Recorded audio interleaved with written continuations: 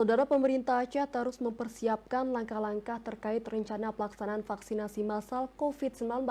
Penentu atau petunjuk arah pelaksanaan baik logistik hingga sumber daya manusia terus dirampungkan, sehingga target 3,3 juta lebih warga Aceh yang divaksinasi dapat tercapai.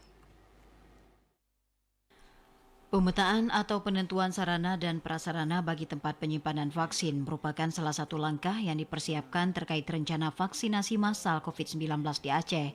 Langkah ini dinilai penting guna menjaga serta menjamin kualitas vaksin kepada sasaran. Dinas Kesehatan Aceh menyebutkan sebanyak 346 unit tempat penyimpanan vaksin kini tersebar di 23 kabupaten kota di Aceh.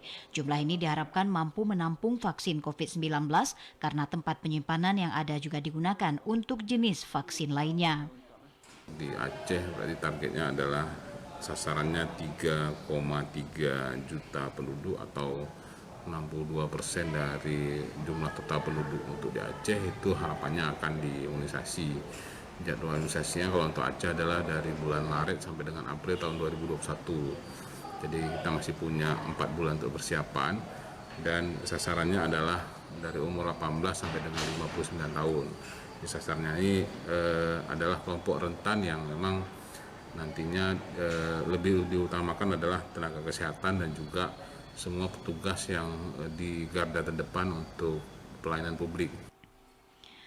Vaksinasi massal COVID-19 juga ditargetkan bagi mereka yang kontak erat dengan pasien terkonfirmasi positif COVID-19 maupun pasien dengan gejala COVID-19 atau probable.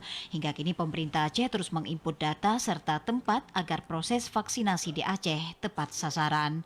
Dari Banda Aceh, Arman Konadi, TVRI Aceh melaporkan.